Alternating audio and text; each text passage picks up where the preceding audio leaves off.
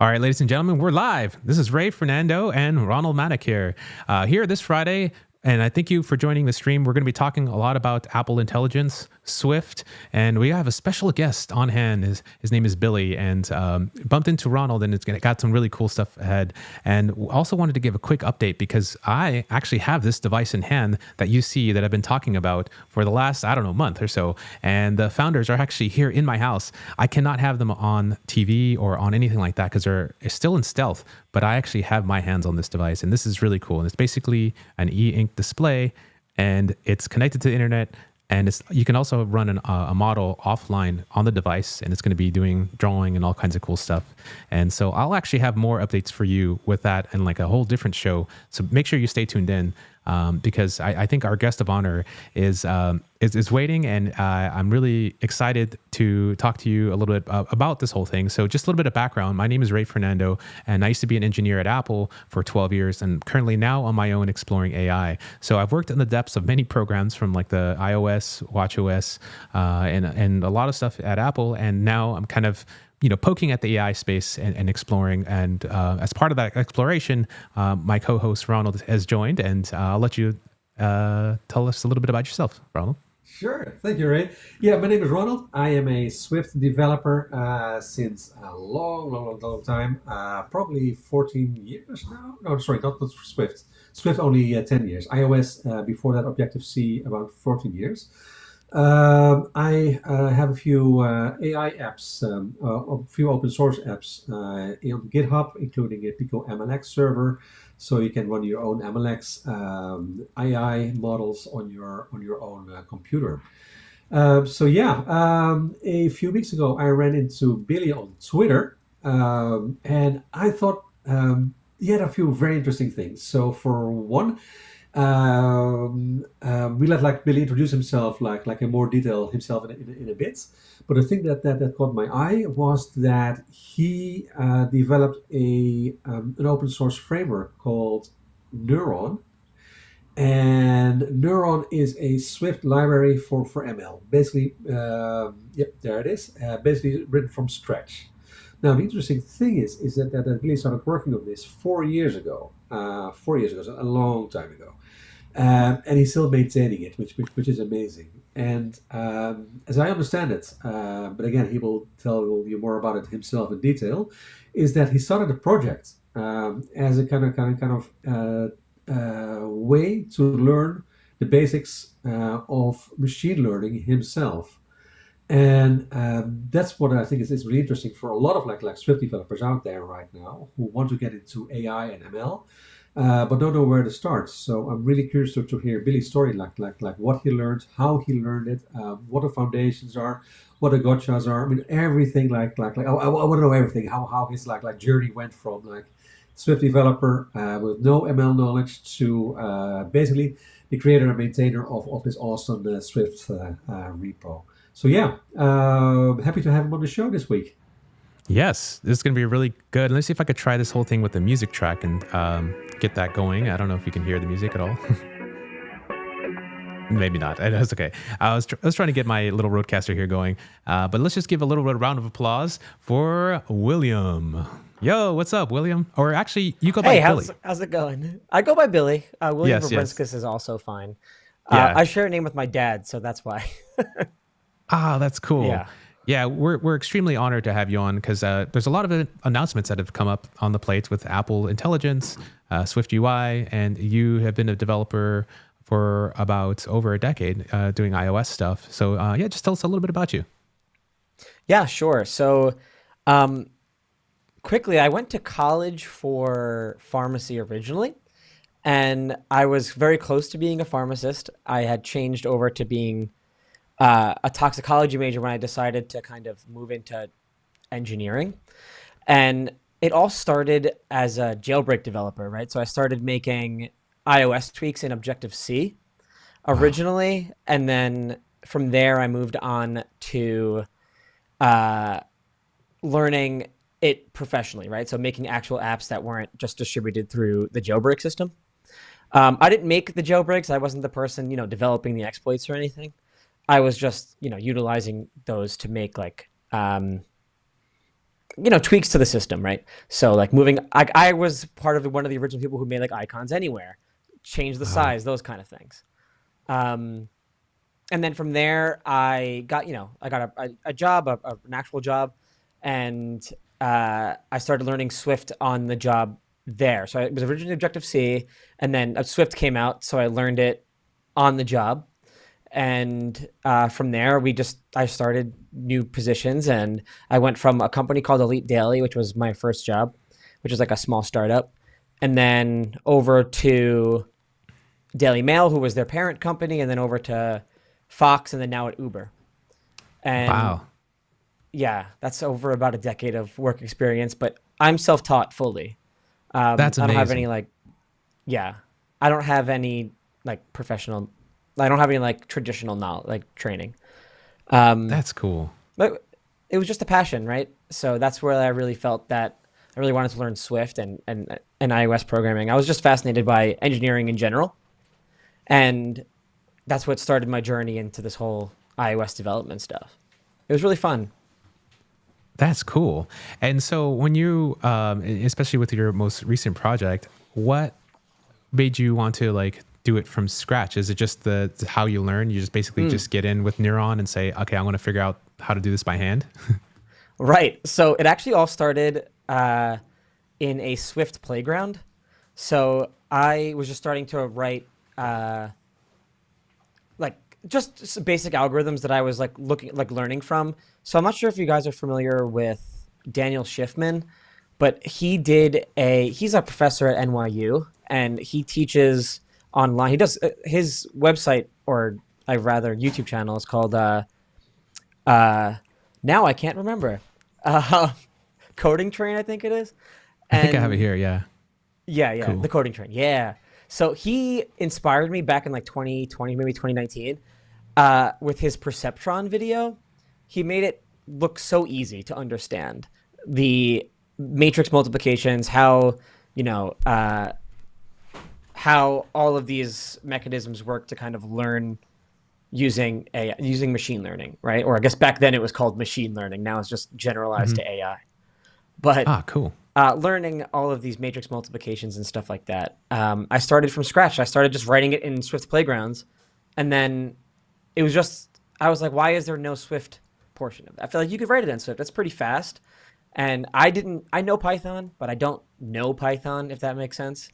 So I was like, I'm an iOS developer. I really want to write my own models.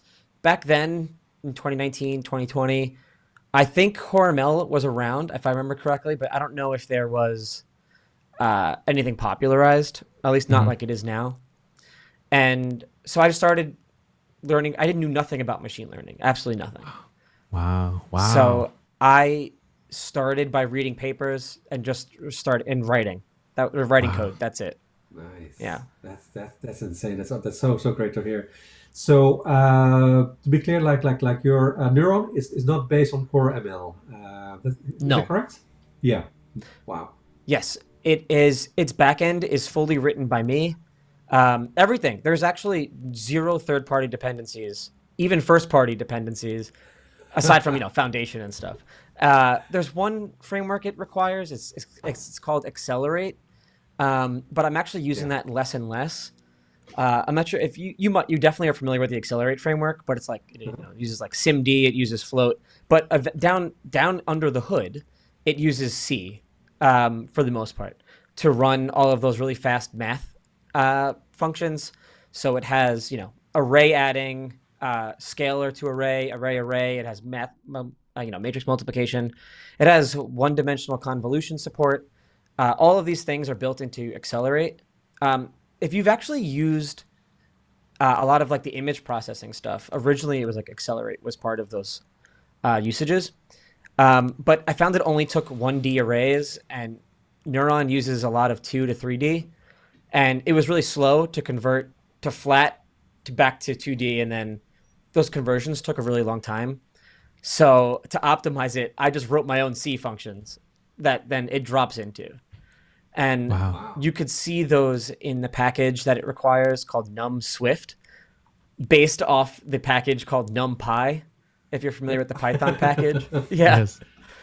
So it's a bunch of like arithmetic, right? It's a bunch of array multiplications, scalar functions, all these kind of things.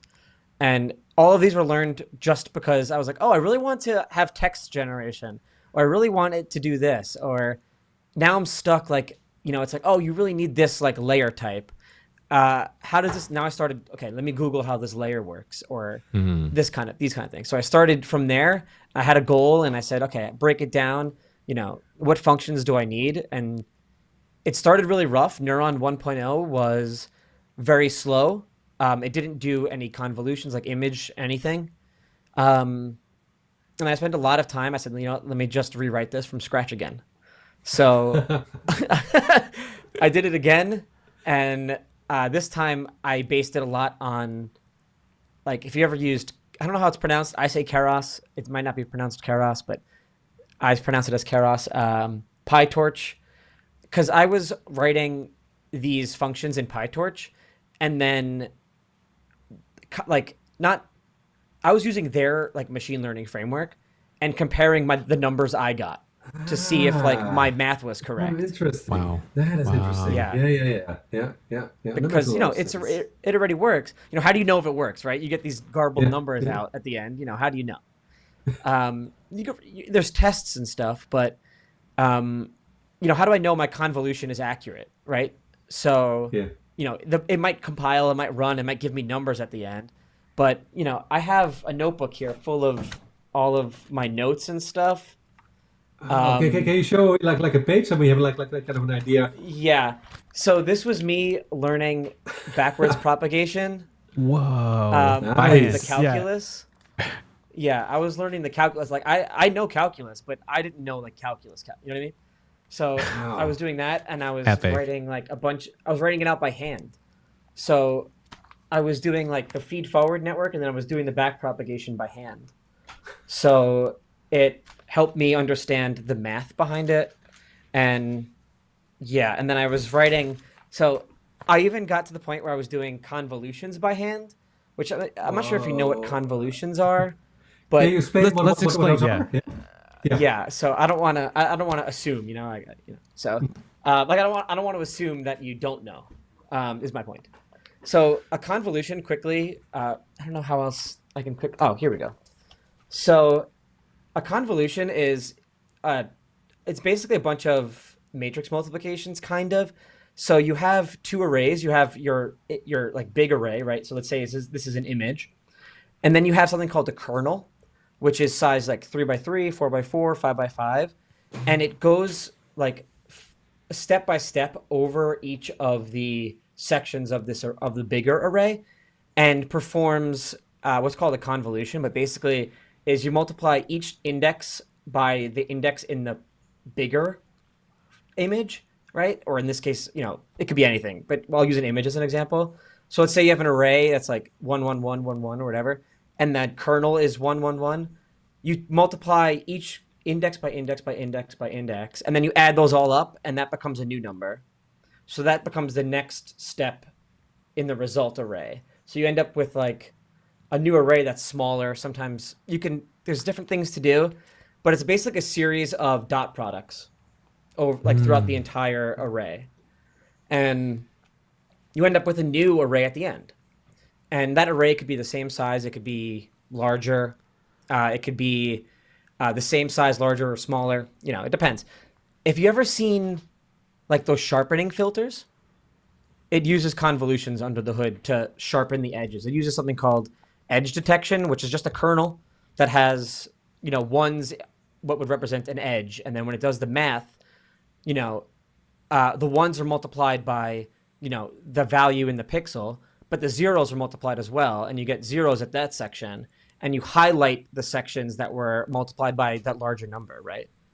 So you end up with an array where, sorry. Yeah, how did like when you're going through this, like when you're in the moment, it's like this is the next thing to learn, this is the next thing to learn.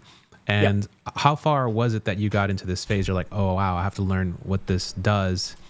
And where does this kind of fit into the bigger picture of your things? Because I think what happens, especially for a lot of young engineers who are getting started, is that they'll frequently hit something and they're like, this is too confusing. I don't get it. I'm going to give up and work on something else. Or I'm going to learn this new programming language I just saw on YouTube. And so, they just kind of get like, they just get off track. What was it that you saw at the higher level? You said like, I have to learn this. And then each step of the way, you're like, wow, this is, I need to do something. And kind of like, because this is getting like super deep, which I love. To me, it's just really geeky and cool, and to learn how everything works. But then what set of steps did you have to kind of draw in your head, I feel like, to kind of stick with it and not kind of give up? Yeah. There's a point where it is overwhelming and you just have to do it, right? That does happen. But when it comes down to it, I know I was explaining convolutions quite a lot. I went on a tangent there a little bit, but you don't start knowing that. You don't say, you don't start going, okay, let me learn a convolution. You kind of go, okay, let me understand some of the basic math, right? So a lot of it comes down to matrix multiplication, which is why a lot of the advancements in AI lately have been like, how fast can we make matrix multiplications? And you'll see some of the Google papers that come out, some of the other papers that are saying like, break down these kind of things to make it faster. But matrix multiplications are a good place to start, learning just how a feed-forward network works. So, weights, what are weights? What are biases? What are neurons? Like what, call them a neuron, fine. But what are these, what makes a feed-forward network, right? It breaks down. I think even the neuron README might have an example of what those are. I might explain it in there. But it does get overwhelming, and it's just about breaking down the actual math into simpler parts. And what does it really come down to? Someone explains the calculus, and sometimes it just comes down to understanding the calculus, unfortunately. But I've gotten stuck a few handful of times where you're like, okay, this might actually cause me to rewrite a lot of what I've already done. How do I avoid that? Yeah. But a lot of it is it's studying, right? Yes. It's understanding the math. Yeah. And your drive is to understand how like these things really work, so that you can kind of build on top of them and not just kind of be like YOLO, right? Right. So a lot of what happened was neurons started out as like just basic matrix multiplication, like basically just the feed forward portion. And from there, it was a building block where I was like, okay, so now I have it properly doing classification. Okay. It's like, oh, now I want to classify images. What's the step to get there? Do you know? And then you kind of go, okay, so now I have convolutions. Then you realize all of a sudden, convolutions are used in like 90% of the layers. So it's quite fascinating how like much convolution is in there, as well as like matrix multiplication comes up everywhere. I know I've mentioned it 1,000 times, but you're like, yeah. And then once you have these building blocks, you just kind of put them in the right places. And you're like, okay, so, and then you start to understand the parts of the layer that make sense. You're like, oh, this is just a multiplication of this, this, and this. And I already have those blocks. What if it happens if I add them? These kind of things. So you start out very simple, like very simple. Neuron doesn't support things like attention blocks or anything like that yet, or transformers or anything like that. I'm getting there, but it doesn't have GPU support, so I don't want to spend 900 days waiting for this thing to train. So, yeah. My next step, if we're talking about, sorry, go ahead. No. I'm just curious. Like you showed your book, your notebook with all your yes, like learnings. I was just curious. Like, what's on page 1? What was the first thing you learned? Oh yeah. So I started doing. Stanford has free online classes, right? So Stanford has these free online classes I took with, I forgot the professor's name, but he's a very famous professor in engineering, in AI. I think it's Andrew, I forgot. Someone will definitely correct me and tell me I'm wrong, but he's there. He's great. So I started taking his online Stanford classes, and it's NG, just right? notes from that. Yes, yeah. It's just notes from that class. but I never Oh. got through the class because it was too slow. So I once I got what I yeah, that's him. He's really great. Oh, okay, Uh, okay. So he was yeah. also a candidate for the presidency elections, wasn't he? Something like that. Are you thinking of Andrew Young? Oh, right. No. Oh, no, Is there's it? a Oh, different am guy. I Yeah, yeah, yeah. confusing these two? Okay, sorry about No, no, no. Yeah, that. you are. Yeah. Yeah. That's fine. But yeah, so he was a professor there that was teaching. He was also having a hard time understanding the back propagation step, which if no one's familiar with it, you go forward, you get the end, you get a result, and then you get an error based on your loss function, and then Andrew Yang, yes, thank you, and then you go backwards. Do you take that error and you have to bring it all the way to the front to see what each parts of the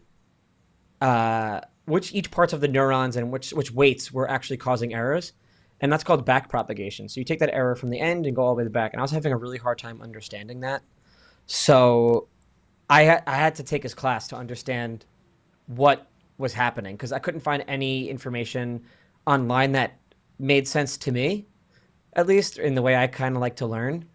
So I took his class, and that's where I understood some of the back propagation stuff. So, And that's so where I can you explain stopped. like what's because I think this is an issue that many people run into. You find a like scientific paper that explains a concept, and you read it, and it doesn't make sense to you because you're probably missing like the context. If you're not full time working in AI academics or something Yeah. like that. So can you explain a little bit um, is there a way, an easier way to if you're stuck like that? What you went online to found you found like this professor on Stanford, but not all, I mean sometimes there isn't an easy solution to that. So how do you go about it? And how do you know you mean that you're missing the steps? Can you like explain the process a little bit? Yeah.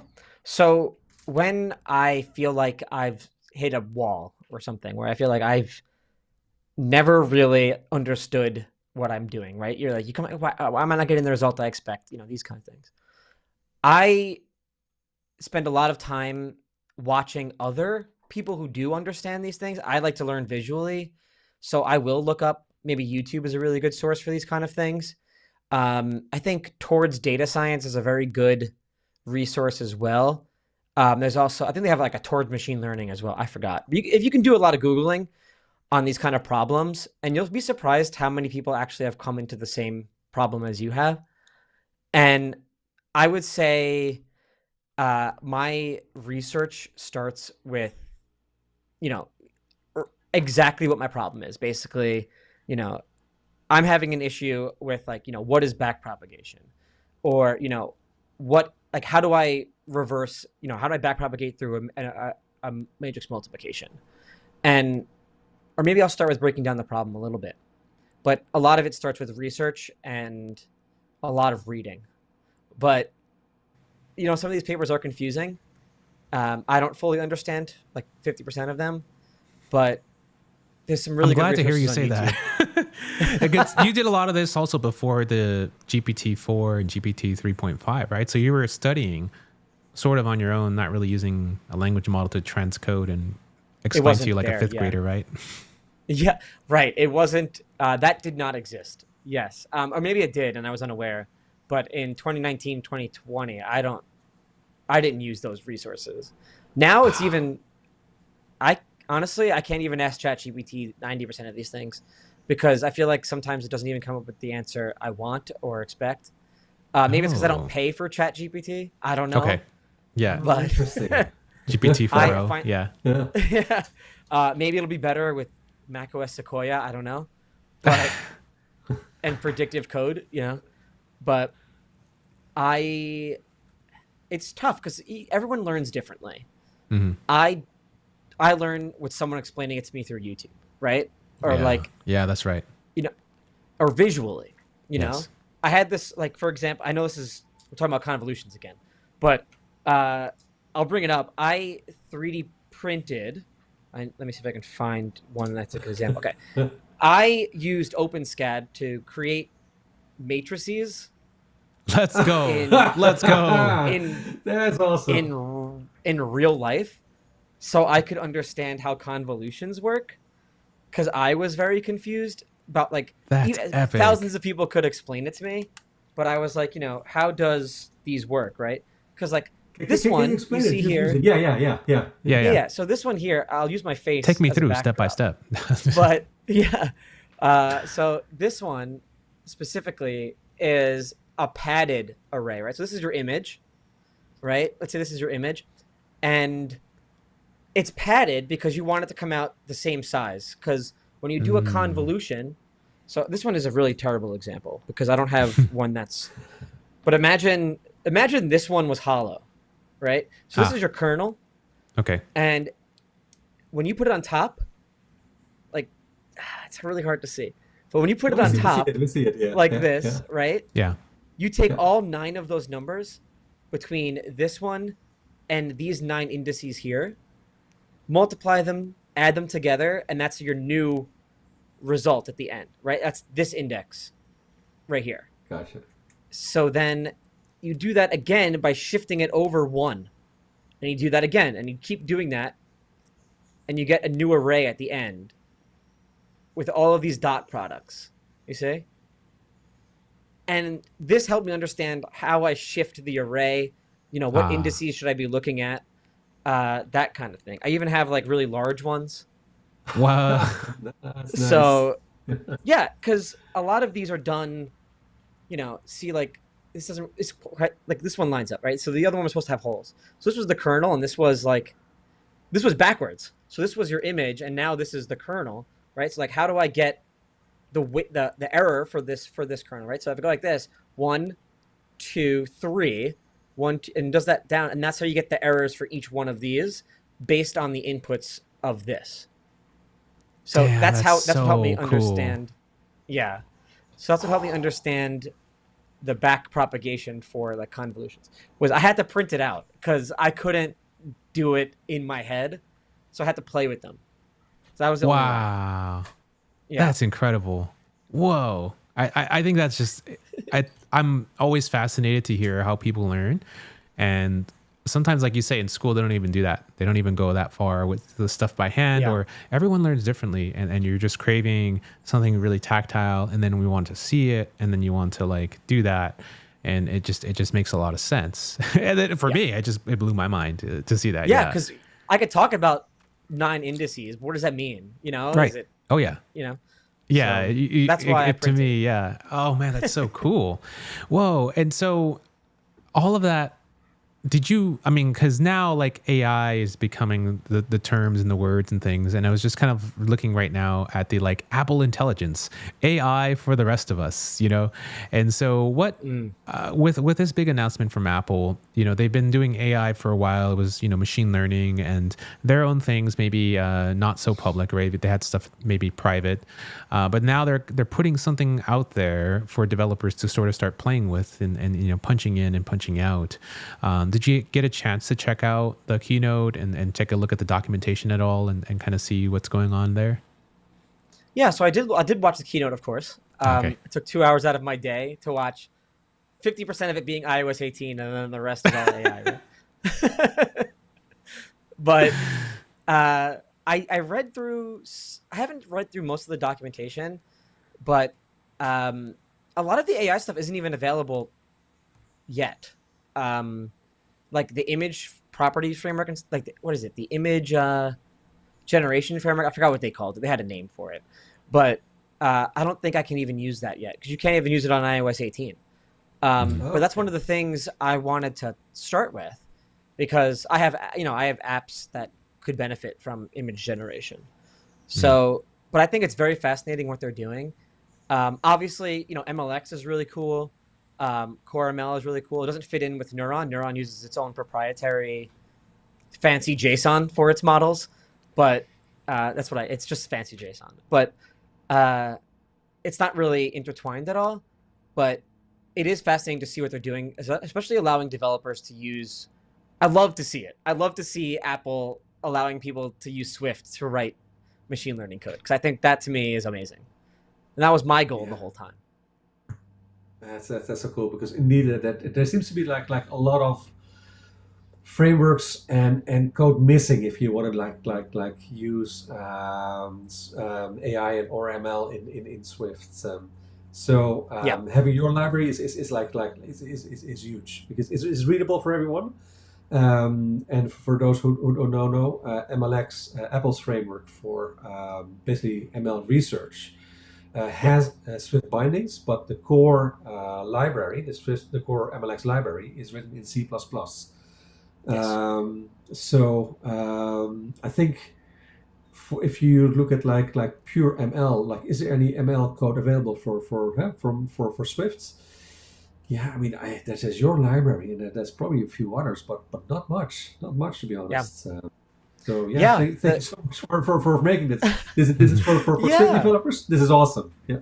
It was truly just a passion project, and I'm glad people are taking to it. So That's Yeah, cool. yeah. I had some questions on like app intents because that's kind of Oh, yes, a please. lot of developers that I know are like on back end and front end stuff, and they're trying to get into Swift and trying to get into iOS. And so I've heard some recent questions in Spaces. They're like, "Hey, how does this app intents framework work with then like Apple's models?" Because a lot of people who've been playing around with these more from like the web development space, just tap in by just calling an API, and then their open AI endpoint just gives them like the fire hose, right? But in Apple's approach, it's a little bit differently. And maybe if you can kind of explain how that works, and maybe from like an app developer's perspective, and as you're where you're currently working, and how they're maybe thinking through how to leverage these types of models, and like what Yeah. types of things that people maybe should be considering if they're developing apps in Swift, and capabilities would be kind of interesting, how that would play out. Yeah, for sure.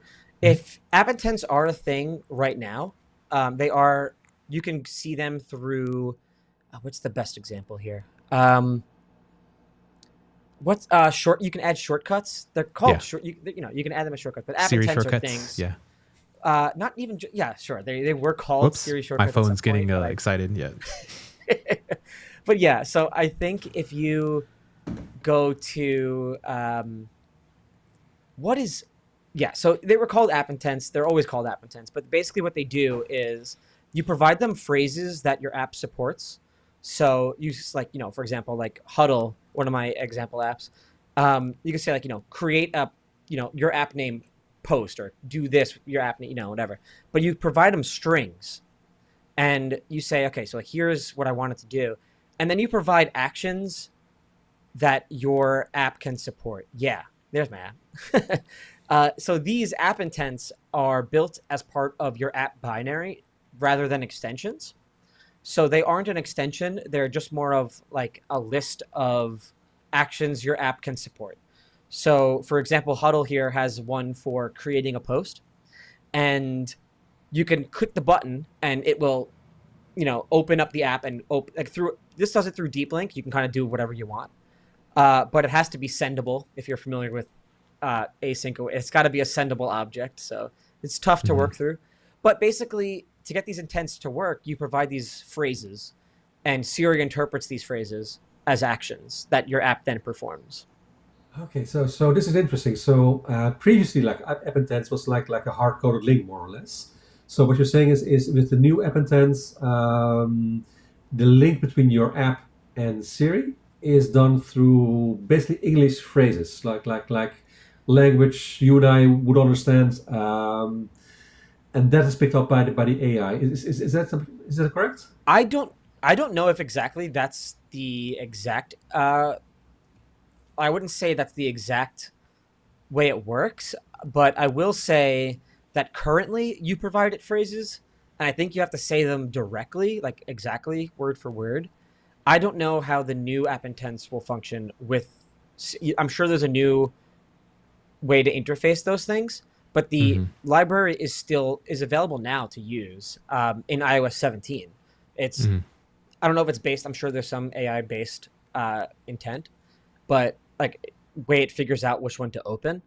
But currently you provide it phrases. I'm going to assume that whatever model they're using to, open your intents, let's say, like, hey, like, can you create a post that says, these kind of things, in Huddle, you can get a little bit more specific. Because right now, these are my assumptions, because I don't have the new Siri because iOS 18 doesn't support it yet.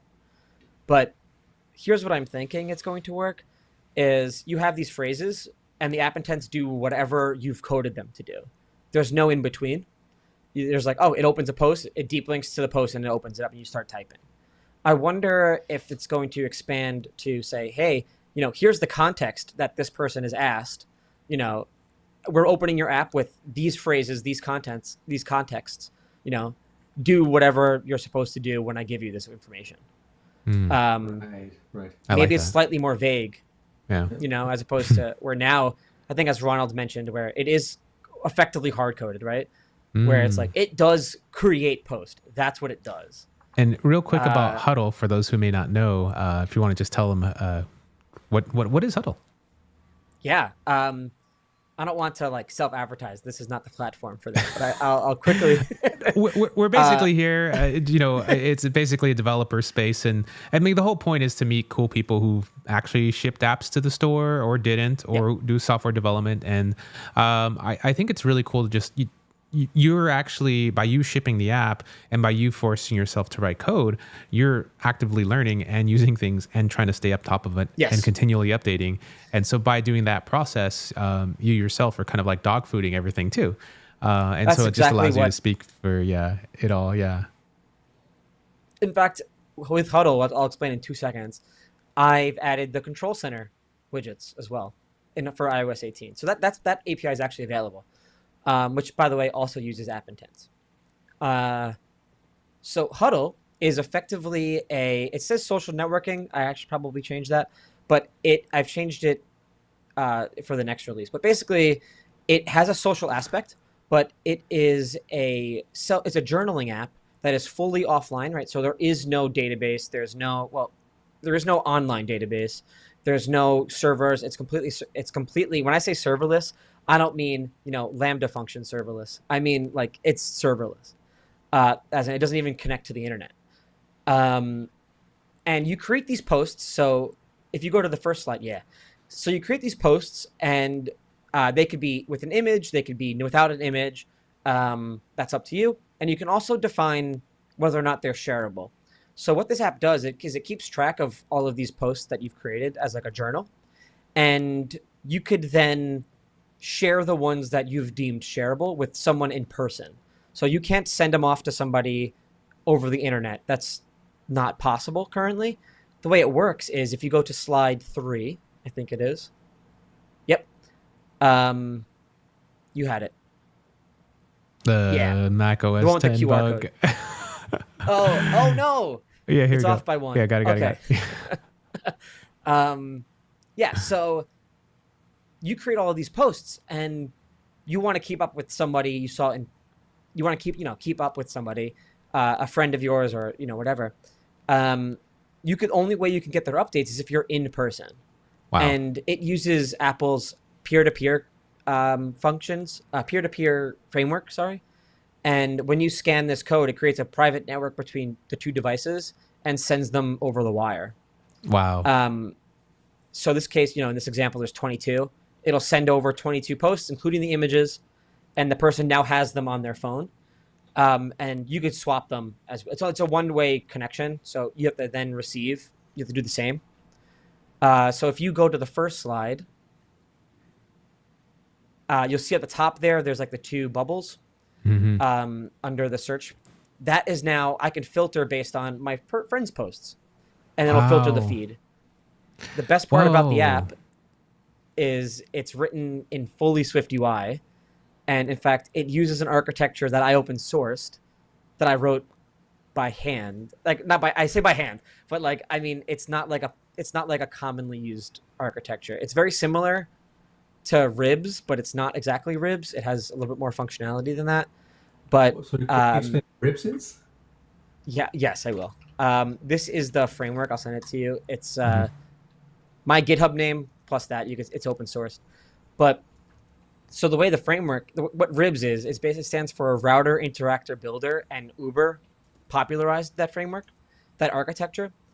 And a router does all the view stuff, interactor does all of the business logic, and the builder builds the module. So in this case, it would build a RIB, and it would contain all of that into a single module, and that module is shippable anywhere, right? It could be put anywhere in the code because it contains all of its logic separately. I found that to be very fascinating, but it's very hard to depending on how you build out ribs and that kind of thing. I really liked it, but it wasn't built for SwiftUI and this kind of architecture. So I wrote a very similar one, but it uses SwiftUI. It supports Swift 6. It is very protocol heavy. It also does, it uses reflection to find your dependencies up the tree. So if you have, it's very heavily uses dependency injection. So when you have when you have like one of these modules down the line that needs a dependency, its holder will look throughout the entire tree to find the nearest dependency that matches the type. As long as it's there, it will be passed down the tree. In fact, there's a graph somewhere in there that explains how it works. If it's not, Epic. Oh, yeah, here you there go. it is. Yeah. Yeah. You can read that on your own time. But basically, it uses dependency injection, and it allows for single instances of classes without using shared instances, without using like shared. Wow.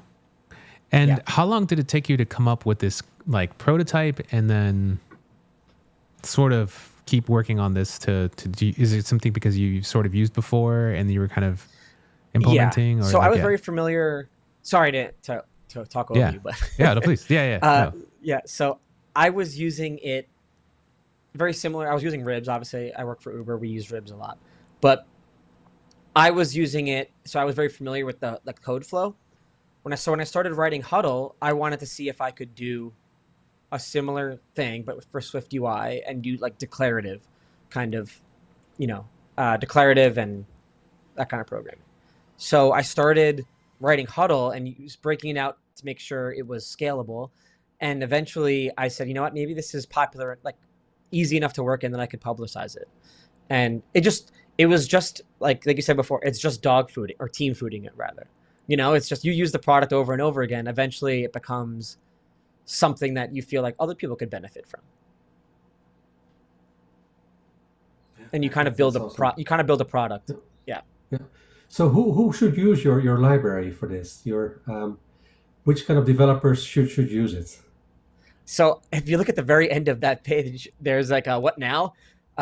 Yeah, I don't plan on wide adoption of this framework. Use it if you like, but it's very scalable. It's very easy to work in if you build it correctly. There's templates that allows you could build a module by just hitting new file, and then it'll generate all of those for you. I would say if you're starting a new project and you really want to try a new framework that isn't like MVVM, or I don't know what they're using in SwiftUI now. I don't know. But I didn't like all of my business logic to be in the SwiftUI framework. So Huddle doesn't use like Swift data or anything, but it does use async await, and all of that new stuff.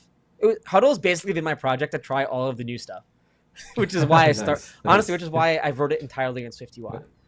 Yeah. And so how does data persist in this framework? Can you link any core data or you said it didn't Yep, use you could Swift data? do. Yeah. Okay.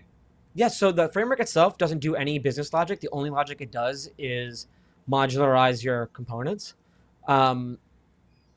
You can provide it whatever dependencies you need.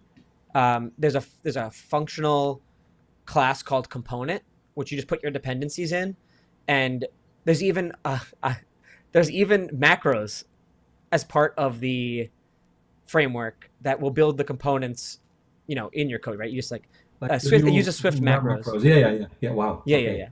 So Yeah. I mean, yeah. no, not many people I run into, and that includes myself, understand how these macros work because I Oh mean my God. it's. I mean, I've seen like the dub video of last year, and I was like halfway, like what is Oh, I happening? watched that video like 4 or 5 times to understand. Yeah. Yeah.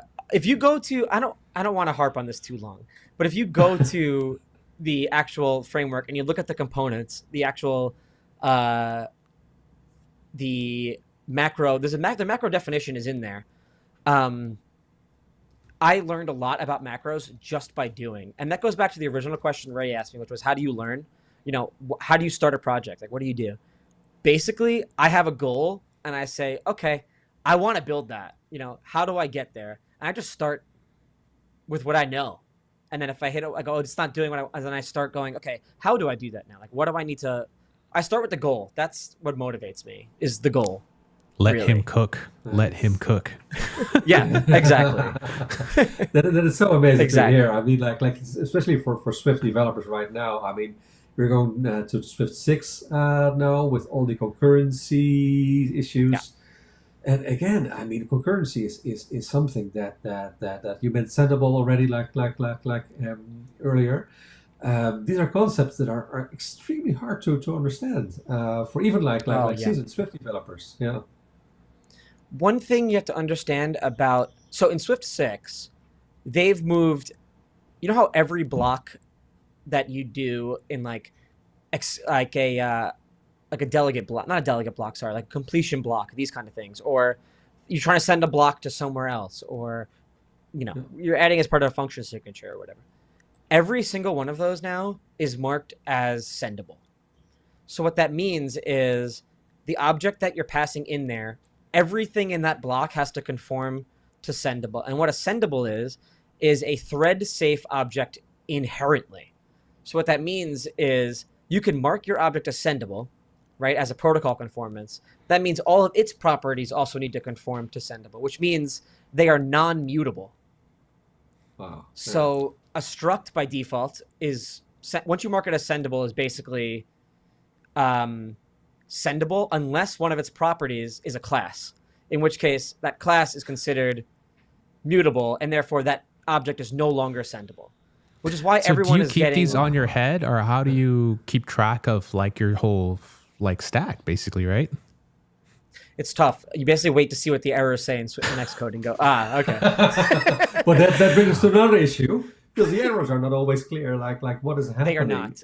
They're much better Wow. in in Xcode 16. They are much Damn. better.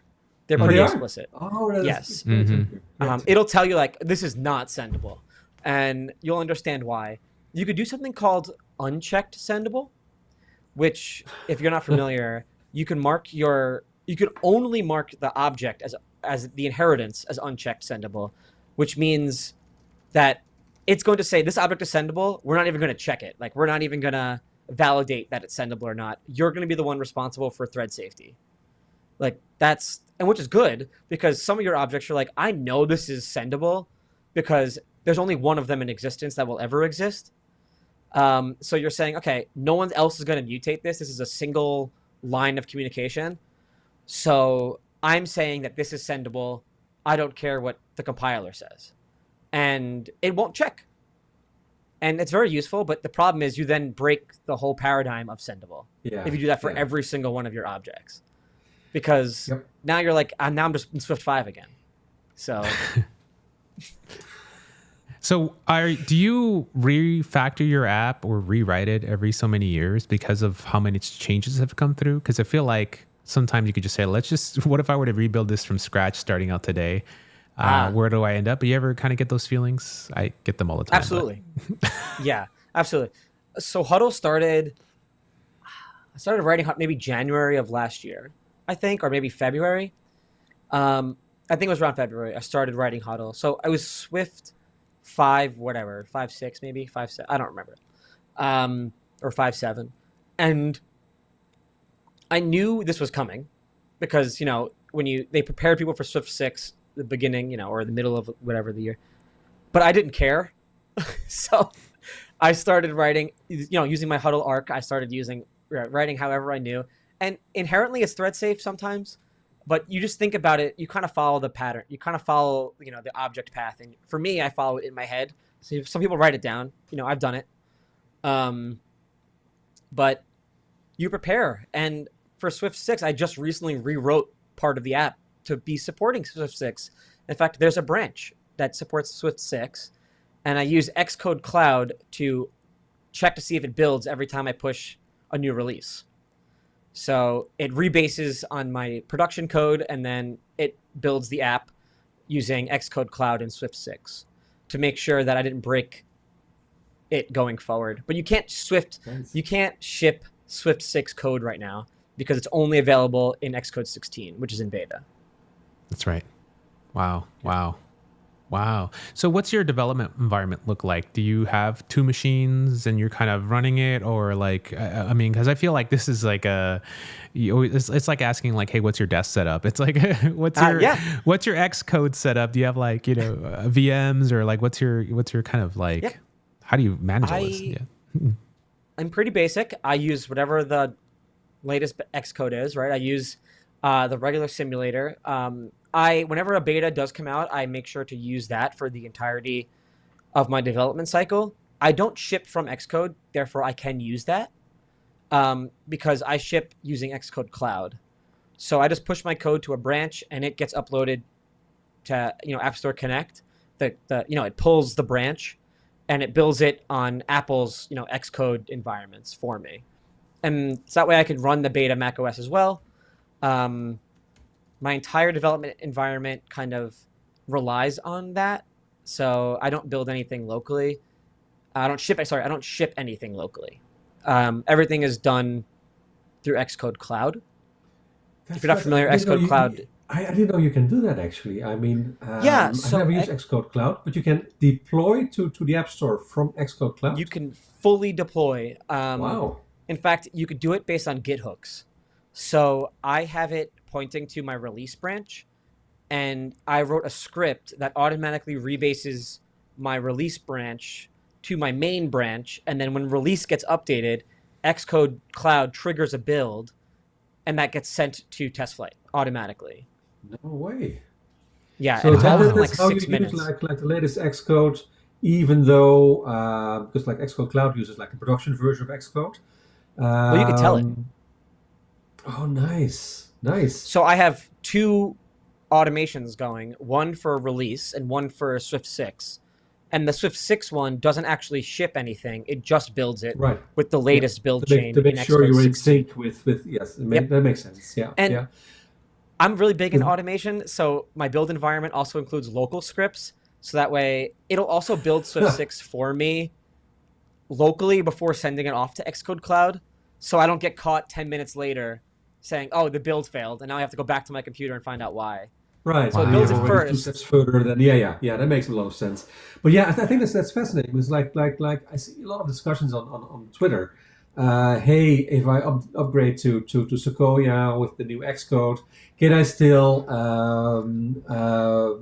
build my projects and upload them to the App Store? And I haven't seen many answers to that.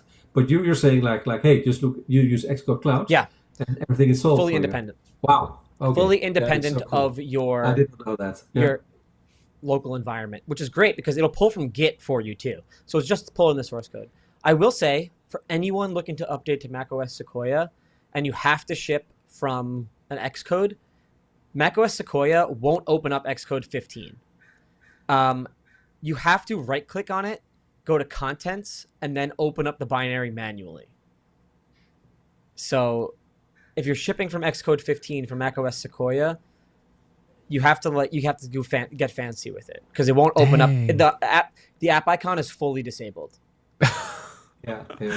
I think it was the previous version had it as well. Maybe that's something that Apple does with every like update. But yeah, it is annoying. It is very annoying. I think I know why. It's because of the predictive code completion. I'm fairly certain that it's not backwards compatible the way they wrote it. So they fully disabled Xcode 15 aside from opening it up manually, which I guess it is backwards compatible, but they can't prove that it is. Right. So. Right. Yeah. How is the predictive code prediction? Is that something that's working already in Xcode? It works and it's slow. Yeah. Slow. Yeah, Oh, okay. it's Interesting. slow. Is it because you don't have the latest M1 or M whatever? I have an M1 Pro, and maybe that is why. It could be. But I've learned that I can type faster than its predictions. So Let's go. Not good. That's not good. yeah. So it's useful if you like start typing and then just wait. But again, that could literally just be because I'm not on, whatever M3 Max or whatever is required. I do have 32 gigs of RAM, so I have no idea why it's slow. But anyway, I'll be upgrading to the M4 come fall anyway. So Yeah, whenever that comes out on the in the Mac, yes. I think we're all waiting for like a new Mac Mini or Mac Studio or Mac Pros with an M4. I mean, yeah, a lot of people at least. Yeah. I don't run any code on this, so don't worry. We were talking that's a really cool about machine that back there. before going live. Yeah, so you have That was original Mac. right back there. Yeah. So It's cool. not the original. It's the It's a classic, Macintosh, isn't it? I see. the Macintosh SE. SE. Oh, okay. Gotcha. Yeah. And I got a complete in box actually. It was Wow. it's got everything, manuals, everything. Yeah. I do Ooh, have a Mac Mini connected to like my server wall in here that I just go into sometimes. It's running. What is it? Sonoma is the one before Sequoia, right?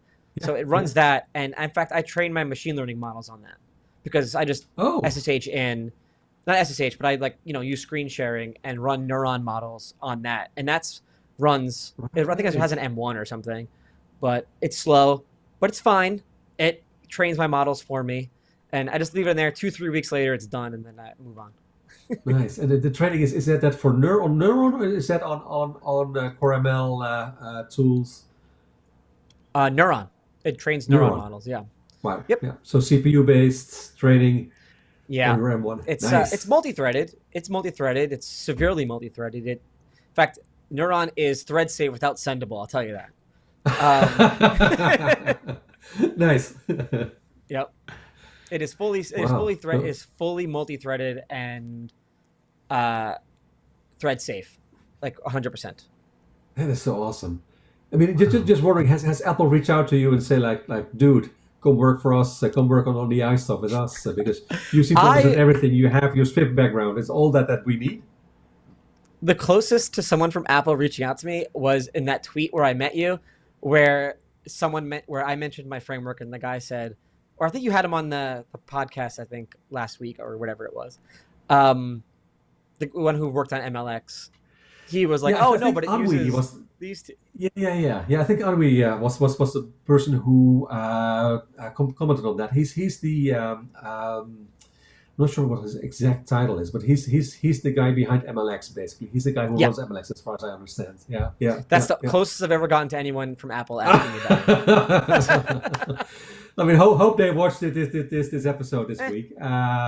Because I mean, what you're doing is amazing what you've accomplished with Neuron, and to close out, can you give like a few hints where people should start? So for Swift developers who want to start learning ML and AI, where do you start? I mean, your Neuron library, it's open source, it's on GitHub. I guess that would be a good start.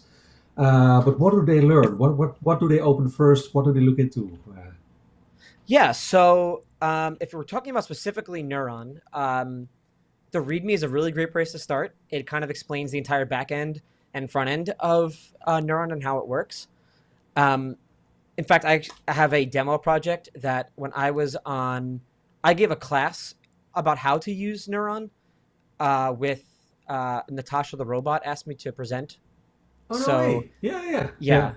That is so cool. I gave a class on how to use Neuron there, and I wrote this demo project that you can build and train. It does training and everything, and it does shape detection, like very basic shape detection that you like draw out, and then it says, "Oh, this is a triangle. Oh, this is a square. Oh, this is a circle." But it allows you to expand on how to use Neuron further on. That's a great place to start. You can always reach out to me on X or Twitter. I'm calling it Twitter. I'm sorry. We Twitter. I mean, I agree. So you reach out to me, that's fine. But if you want to start, I would say do what I do and just have an idea of what you want to do and start. That's Yeah, it. that's The so hardest part is awesome. starting. Yeah. Yeah. Oh yeah, yeah, absolutely. Yeah, it's interesting that you mentioned Natasha the robot because she was also mentioned by Vatsal in last week's episode. So I worked with her for a while at Capital One. Awesome Yeah. I mean, she's really awesome. One of the OG Swift developers, I would say. Yep. Is that presentation you gave or the class you gave? Is that somewhere online? Can we see that somewhere? I would ask her because it was a paid Okay. class. So Ah, I like see, I see, I see. Yeah, so yeah, people had yeah. to pay for the access to the presentation. So that is probably closed source, unfortunately. But Gotcha, gotcha. I can always teach it again or something similar if anyone asks. Yeah, I mean that I mean I bet there will be a lot of people interested in seeing or watching like a class by you or maybe multiple classes similar to like Andrew's classes on at Stanford Sure. on Yeah, YouTube yeah, how yeah. to use Neuron. I would watch that. I would watch that absolutely. Yeah, it's just I need someone who knows how to write metal shaders so I can finally run it on the GPU.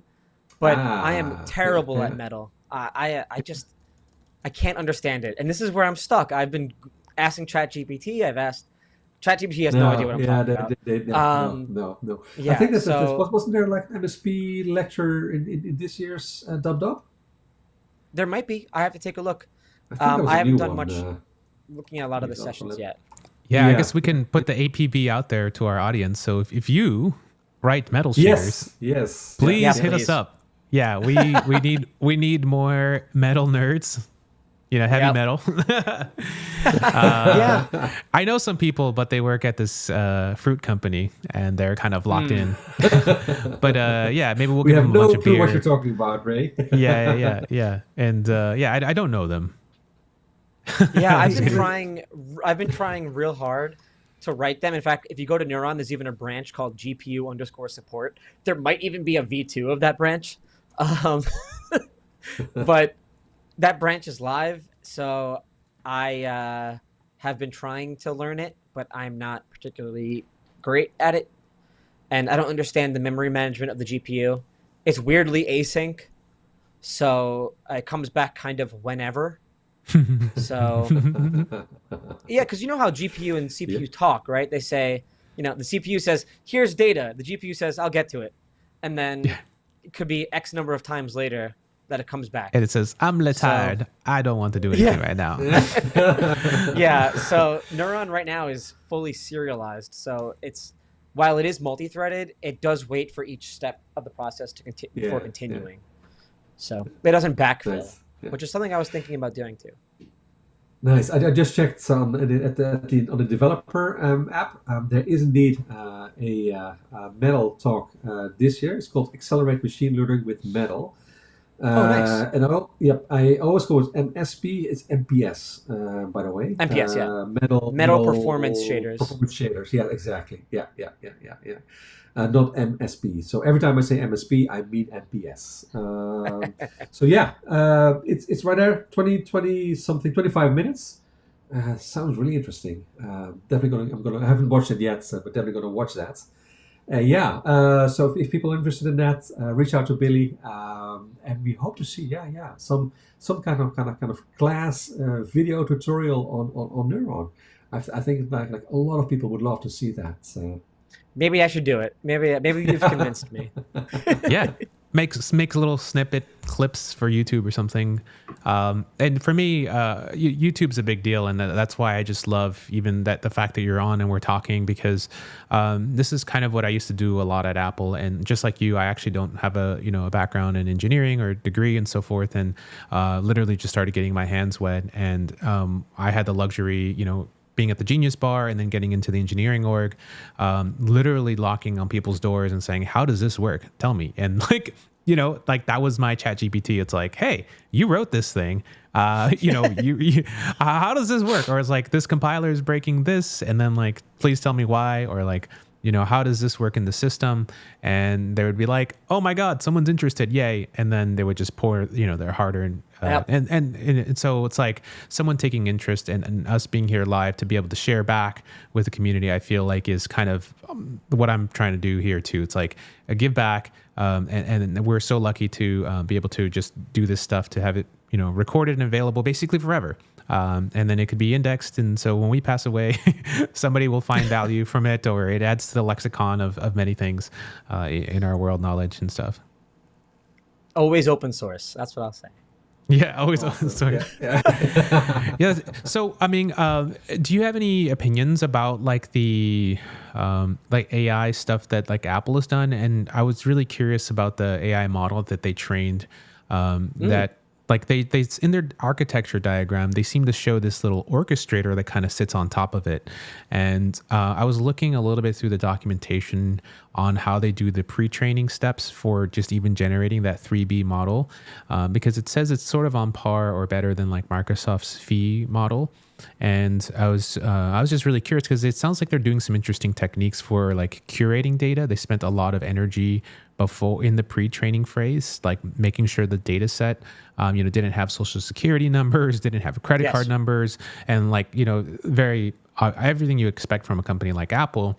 And then the additional like post-training techniques that they did, which was like this, I forget the two exact names, but it was two separate steps that were kind of going at the same time to make the model be, really, really like good and performant. And apparently that also works very well in their model. So I was just curious, what your take was on like the data architecture there. And, they seem to be doing this in a certain way because of how they want to abstract things and have available. And just wanted your insight. Yeah, it's actually really fascinating because it's strange to hear generative AI and privacy kind of like in the same talk, because you'll hear a lot of people go, or a lot of companies will talk about their AI, but never talk about what happens, right? Where does your data go? Like, why am I giving Microsoft's recall, for example, a PR nightmare already? And it was during the presentation, it was a PR nightmare. And people tried to do the same with Apple immediately. They're like, oh, they made these memes about, OpenAI, giving the data to Apple, or like, your phone giving the data to Apple, and then OpenAI is sucking out the data. It's like if you've watched the presentation, there's a lot of the WWDC talks about, how their models are conserving privacy and how what is it called? Something private cloud or private compute cloud or something like that. Whatever they called it. Apple private cloud or something. Yeah. It's actually fascinating how people didn't understand the difference between the OpenAI portion and the Apple compute cloud, right? The private compute cloud. And that's fine because the way Elon Musk, right? Elon Musk was like the biggest. Yes. Yeah. And I was actually about to say that. I was about to say that, even people in the space didn't understand it, because I will say the presentation did not do a good job of explaining that those two are fundamentally different things, because their data is trained on, as you mentioned, like some pre-groomed data that is like, okay, can you answer these questions without person's name, without person's, private data, or, social security number, credit cards? Like, how ambiguous can we get and you still provide me the proper response? That's the meme. Yeah. And it's interesting because it specifically asks you before it has to reach out to ChatGPT. It will do all of its best to answer it on device. If it can't, it will use Apple's compute, the private compute, right? The cloud. I keep saying private compute, but let's say what I mean is the cloud, right? It'll do all of its best to do that. And I'll explain how that cloud thing works in a second. But then if it can't figure it out, it says, okay, do you want to just ask ChatGPT? And it said, and then you have to explicitly say, yes, I want to ask ChatGPT. And it does that no matter what button you press. So if you say yes, it doesn't even remember that you said yes. It'll just do it again the next time. So I think that's really good. And people missed that separation because it was explained in the State of the Union. It wasn't explained in the actual, keynote. Yeah, and it was also explained in some of was also in the State of the Union. It wasn't even anywhere in the public PR docs. Yeah. Right, because this slide is way too complex in general. Right? It's like, here's a server. It's kind of hanging out way over here on the right side. It's like, okay, And one that's of a the server things, model. Yeah, private Yeah, cloud compute. Yeah. it was the whole in this graph. You don't see OpenAI, right? OpenAI is not in this correct. schema, isn't it? Yeah, yeah, which is even They more No. trained, confusing. Yeah, yeah, right. Exactly. And they trained their own, and people think, Apple's very good at being ambiguous what their models are, right? Mm. So people just assumed they just didn't mention OpenAI because this is an Apple release document, right? yeah, Oh, they probably just mean OpenAI. But what they actually mean is they fully control end to end this model and your data, right? So your data is fully controlled by you, and those private clouds are verified by the public to be private. In fact, they're also part of the bug bounty program. So if you find an exploit, Apple will pay you, obviously. But see these servers, the server model, that arrow that goes from orchestration to like server, um, that whole portion, that link is done through, I forgot how they explained it, but it's effectively a handshake, right? Where like it's you and this server, that's it. So yeah, there's nothing else. It's basically a device that you control somewhere else, and it's verifiably secure through public, not through like Apple saying like, oh yeah, it's secure, don't worry. But like Trust me, bro. security researchers, trust me, bro, exactly. Security researchers, there's work out there that says like, hey, like verify these models, like verify the server's security for me, and then it's public. yeah, yeah, It's like, yeah, yeah. this is secure. Yeah, I So think they also mentioned that there was no SSH. There's no way to get into these servers from the outside. right, Except of course the API calls that are happening. But even those are not stored. There's no persistent storage of the queries that are happening, which is interesting. yeah, they have Uh, no idea. yeah, yeah, yeah, yeah. It's very different than any OpenAI or Right, any other provider of AI services. Basically, what they're right, doing. and And what I understand is what was kind of talked about around Dub in Cupertino. And there was the One More Thing conference in Cupertino for people who are here in the Bay Area. Uh, what people were discussing is and I don't think, not sure if Apple confirmed that, but it seems that the servers are running like Swift, basically pure Swift. yes, That is pretty awesome. So they in have their own fact, like. Go ahead. Yeah. yeah, I was gonna say, in fact, there's a WWDC developer talk on server-side Swift. Yes. So it's interesting you mentioned that. So what I understand is they're not using that, to be honest. So they're Yeah, I'm not sure using they're not. Vapor. Yeah, yeah. Which is interesting for because I'm using Server Swift myself as well. I have an open source project that uses server side Swift. I'm using the Hummingbird framework, not Vapor, but Hummingbird. And it is, I have to admit, a little. I mean, it's not the best experience for a developer. And Right, I'm still waiting for Apple to simply say like hey, we have like iCloud, we have CloudKit, we have all these services online. This year, and it didn't happen this year. Maybe it's next year. This year, we're introducing like a way to run your own Swift applications in our cloud servers. I think that would be awesome if they would do that. I think that it would would be be great. like great. Yeah, But they haven't done that so far, and I'm kind of a little bit disappointed that still that hasn't happened. Because you want to have your own like what is it, Firebase or something kind of equivalent, your own Lambda equivalent, but then easy to use, and then on Apple servers. right. So you can deploy your app to the App Store. You can have the data on CloudKit, and your app, your backend app running as well on the Apple Wouldn't that be servers. amazing? It would. People It would. don't It need would be a no-brainer. It would be a no-brainer, right? who needs US East 1 anymore? Yeah. I mean, it's. You're referring to the AWS Yes. Yeah. time zone servers. Yeah. It's. I mean, to be honest, I mean, I think AWS is too complicated. If you're not like a Yeah. full-time backend developer, Yeah, for indie developers, you want to have like an easy, but yeah, it doesn't exist yet. It's definitely not for Swift It would be developers nice. yet. It would be It'd be super really nice nice to to have have like that. a Yes. visual Yeah. back end of some Yep. type. It'd be nice because you know they do a Apple, great if you're job. listening, please add that next year. We're waiting for it.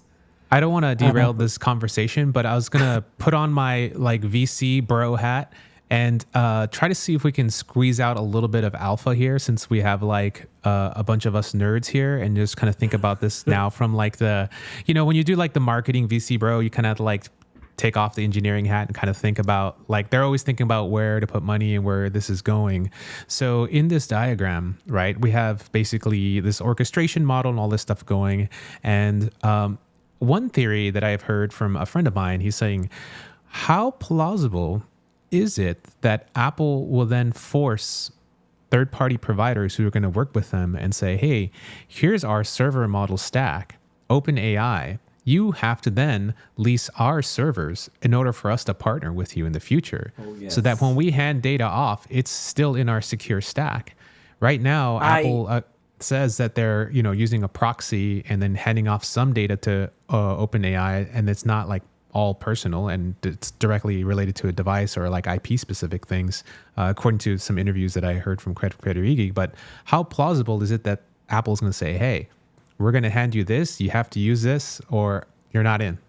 Billions of devices. I think there's about a 100% chance of that happening. I think with OpenAI as popular as it is now, think about this. Microsoft paid OpenAI, I don't know, 20 billion, or I forgot what the actual number was. Let's say it was 20 billion. Apple paid OpenAI in exposure. That is how you know that Apple is in control here. So Damn. yeah, So they they're didn't still pay a saying, dime. wow. And Yeah. wow. So if OpenAI even wants to just be in that conversation, they have to just say, well, yeah, I guess you guys, dang. Think about it, right? Apple is only using ChatGPT because they didn't have enough time to train their proper model, right? Think about a year from now, 2 years from now. Is OpenAI even in the conversation anymore, Wow. right? Apple would absolutely want to do it entirely on their own. Apple is bridging this gap with OpenAI because people know the word ChatGPT. So that's literally it. So I think from like a year or two from now, you probably won't even see ChatGPT as an option to run from your iPhone anymore. That's That my is hot take here. awesome. Yeah. Awesome. We're gonna know in a year if that turned out to be reality. That's very interesting indeed. Yeah. They do it a Yeah. lot. Yeah. Look at Yeah. Shazam. Remember Shazam? Yeah. But Shazam they was a acquired partner. Shazam, right? Well, right. So Shazam was the partner Yeah. Yeah. of Apple to do the music like recognition, and then they said, "We'll just buy you and do it ourselves." And they're not buying ChatGPT, right? They're not going to buy OpenAI, so because that would require dealing with Microsoft. So they would rather do it themselves, and I think they always wanted to do it themselves, but ChatGPT was like the skeuomorphic bridge. So Right. So Right. on a speculation hype, they can also say, hey, we'll just pay this engineer. If you're only paying him $1 million a year, we're just going to pay him $10 million a year. And like, he's a key person. So, and then she's this, that, and then just pull these people in like they've been doing I'm over I'm not decades. gonna lie, they probably won't even pull anyone from OpenAI. They might. Yo! It might not be public. They might pull, people might jump ship if they really want to. But think about it. Like, think about the model they have now that runs on this like private compute, right? On device. Like, they have people very capable of doing this already. They just don't Right, have enough right. time. Yeah. Damn. Good point. Yeah. Yeah. Whoa. I did post a question 2 days ago on Twitter whether Apple would or OpenAI would port like GPT-4 or 5 to Apple Silicon for Apple's private compute. Basically meaning that GPT would in the future run on Apple's private cloud infrastructure instead of like OpenAI's current NVIDIA-based environment. It seems that people were not completely convinced. Didn't get a lot of votes. It seems that the tweet didn't go really viral at all. We had 16 votes. 25% of the people said yes, it will. Almost half the people said not anytime soon, and one third said never. No, I did had like an interesting conversation with my friend Matt underneath there, who said like, nah, they will never do that because it will need to retrain GPT-4 or 5 from scratch. That doesn't seem to be. I mean, I don't think that's correct. I think the only thing that needs to be ported is like the equivalent of llama.cpp. Yeah, the small transformer code basically that runs the model. But yeah, especially giving the tweet that went out, I think yesterday, about OpenAI's new NSA link, which they basically announced that they have a new board member, which is who is the what is he? Let's see, OpenAI NSA. Yeah. Edward Snowden. Yes. Yes. Yeah. Edward Snowden had a tweet about that, which is fascinating. I mean, I think we can assume that Edward Snowden knows what he's talking about when it comes to NSA. But yeah, what's your take on this, Billy? That's interesting. Sure, you can hire these. This is strange, only because the word NSA is being thrown around here. Does this guy very clearly has connections with NSA? He was the head of NSA, but does that mean anything? I think it's speculative, right? Of course, coming from Snowden, maybe he has a more knowledge about it than we do. Considering what their original intentions might be. Considering the amount of data ChatGPT might possibly have on people is interesting. Their training data, I think, is probably what they're mostly after, if they're after anything. I don't think this means anything yet. We'll see, I suppose. I could totally be wrong. I'm not a politician. Yeah. Of course. But, okay, think about this, right? You hire somebody based on their expertise, sure. But what do you hire the head of NSA for their expertise if they're not part of the NSA anymore? What is it? What is his? If it's not his leadership skills, I don't know what it could possibly be, unless it's his partnership with the next coming up head of the NSA. I have no idea, but it seems to me once you leave the NSA, I have a feeling you don't access the NSA anymore. I don't know. Well, maybe it's also political theater. So like that, because he's Sam Altman's actively going to Congress and trying to vouch and say that this is safe and XYZ, and that we're the company that's best positioned for this. And so maybe it's actually like he's like a 5 or 10 move chess piece, which is like, okay, we put this person in place, this will make us seem this way, and he seems to very actively be creating a space where it's like, well, we are the council now. We have all of the people in the kingdom to make the decisions, and so any competitors who try to step in the space, they're not going to have this set of people to weigh the sword and say, and so they're kind of in essence setting up this Mean Girls clique. Sure. So that's going to be like, yeah, you guys aren't in. Yeah. I mean, you think about it like this, right?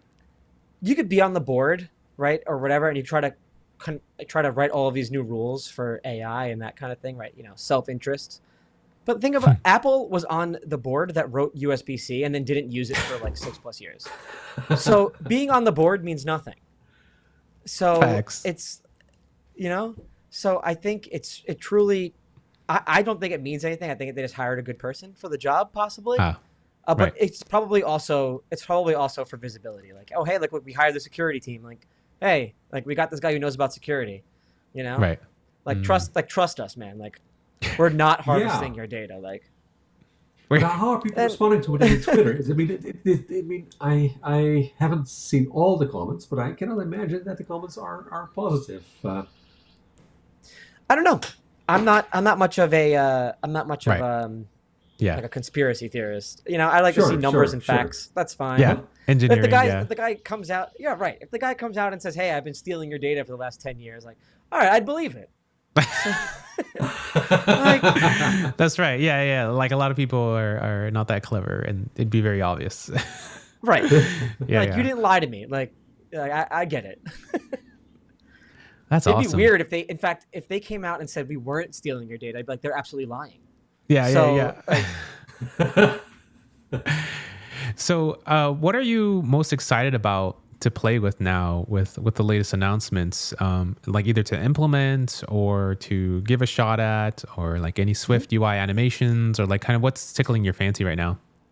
it's so funny because I literally was just watching right before this call the Swift UI animations like WWDC, and I was like, this is incredible. I want to do all of this. I have no Yes. reason to do any of it, but I want to. And that's why actually this is why Huddle became a thing, is because I was just, oh, let's play with async await. Like and I had this really good idea, so let's just start with that. Hmm. But I really want to play with that. I really like the animations. I really want to try the image generation stuff, see what really we can kind of get to. Obviously, I want to test out the Siri intents, the actual like AI portion of Siri. And this is very dev of me, but I really want to try the iPhone mirroring app.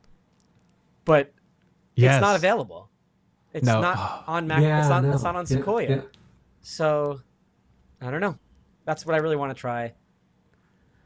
Oh, cool. Yeah, I had the same feeling. I said, I was like, man, these animations are really, really cool. And to be honest, the whole thing is actually making me, okay, like kind of truthful moment for me. It's like when I was playing with Swift and trying to do the machine learning stuff, I kind of hit a wall. I was like, all right, I have a couple of paths here. I can try to learn some backend stuff and using some Python to immediately start using OpenAI's endpoint and start to see what kind of apps I can make, from a web development front. Or I can Right. just spend the next year and a half like going really deep and or more, learning the stuff that you've learned. And I saw a shiny toy. I was like, okay, let me play with this right now. And then now with all the stuff that came out from Apple, it's like, wait, maybe this is the right time to swing back a little bit and just, Yeah. go all in on Swift, start really going in with these types of things. The animations are there and like really just start to play in this space. And maybe I think what I learned from Apple seeing in their last WWDC event is how powerful an on-device model can be. And it doesn't have to be a trillion parameter model. It literally is 3 billion parameters. It runs so fast. There's something about the beauty of the efficiency and the energy conservation and the tasks and the output you can get. So like starting with that layer, like what are the interactions I can build up here that can be really fun for people? I don't know yet. And then getting to play with some of these animations can be even more fun. Coupled with like Vision OS and some of the other platforms. So it's like, this is going to start to, I see, extend much further. And as I've been using Vision OS, I've also been seeing problems like, I wish I could just do this because I want to pull out my phone to do that. So it's like, I have to take that note and say, how can I make this a better Vision OS interaction where I don't have to think about it, where it feels like Right. it's done for me. And I think those are good use cases for AI I agree. to be like flowing into your app, I feel. Yeah. Yeah. I really want to play with the mesh gradients. I think that could be a really cool tool. Like one of the things that they mentioned was using it as like a loading state, or like a notification that something had finished. So like they had a button that was like, flowing with the gradient, and then when it was completed, the gradient like completed. And I thought it was really cool, and I think that is a really cool interaction that I do want to play with. Yeah, I use like mesh gradients in my GPT wrapper last year, like a year and a half ago. But based on oh god, I don't know what library who that used it. But I took it off. I took it out because like it was using like 5% of the CPU capacity, like at any time. It was not very efficient. So I'm really curious to see like how to do this now in Swift UI. Did you It watch must be way the more- No, I haven't. No, the talk? no. So it runs in metal. The entirety Oh, runs in metal. Nice. Oh, So okay.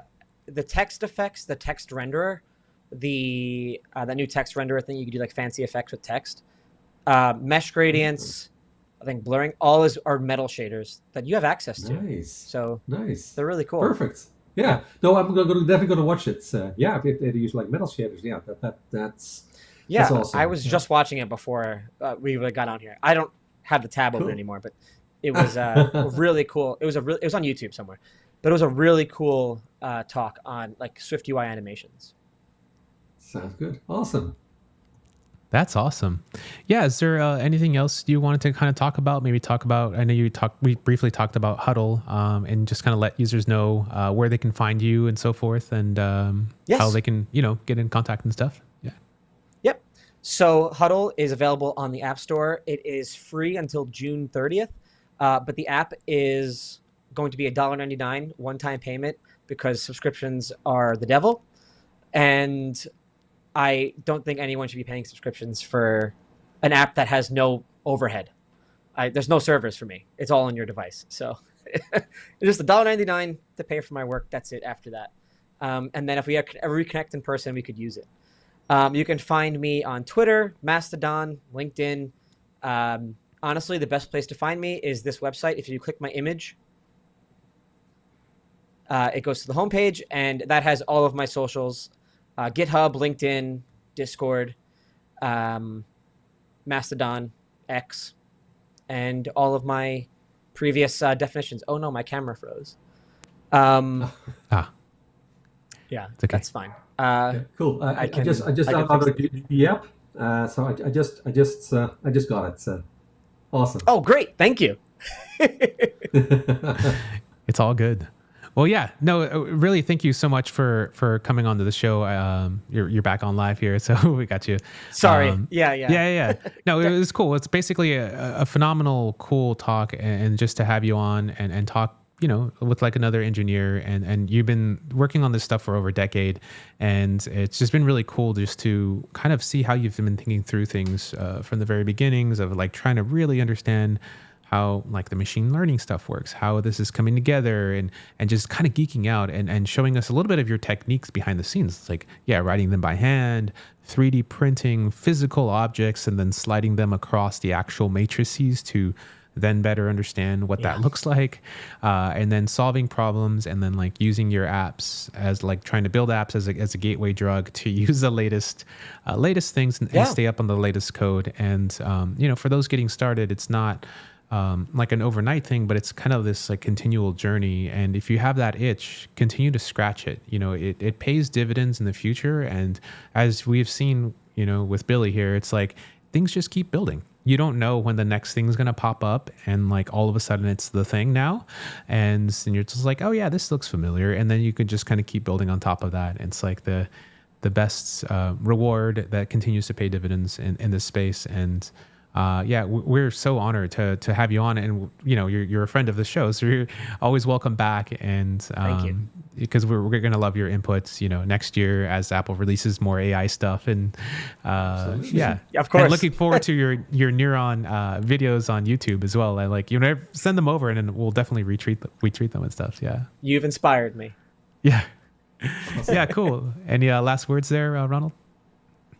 No, I mean, I'm too looking forward to Billy's videos. I think the project Neuron is fascinating. I'm so happy you did this for the whole community of Swift developers in general. Yep. So I just want to thank you for coming on, and given the fact that the number of viewers has been going up the whole time we're broadcasting. It seems that there are quite a bit people interested in your projects. So I'm happy to have you on the show. Thank you so much for your time. Thank you. Yes, Yeah, of course. definitely. Awesome. I'm So more than happy to.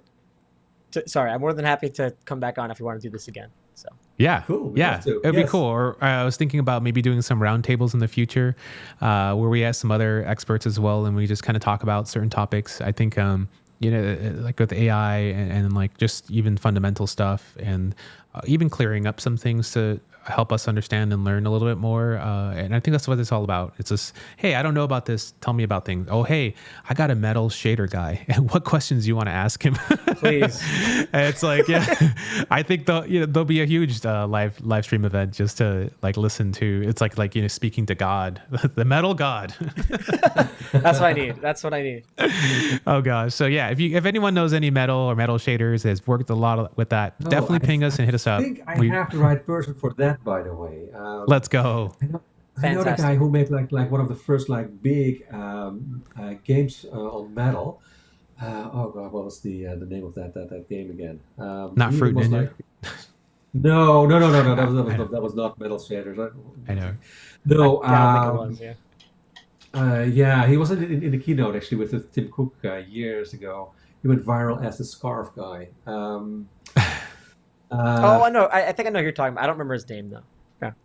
Well, yeah, no his name, but no his app. Anyway, we have people. We have maybe have the right person for that in the future Good. episodes. Cool. Cool. All right. Thanks, y'all. Thanks for tuning in. We'll be here live again next week around noonish, and we'll have another special guest lined up that Ronald was also able to get us connected with. It's Prince Kanuma, I think is how you pronounce his name. Yes, and he's Prince. been. Yeah, Yeah, and no, he's we're very excited to have him. He's the number one contributor to models on MLX. So Nice. if you're familiar with the MLX community, Apple's MLX community, most models have been ported from the PyTorch and everything to MLX by him.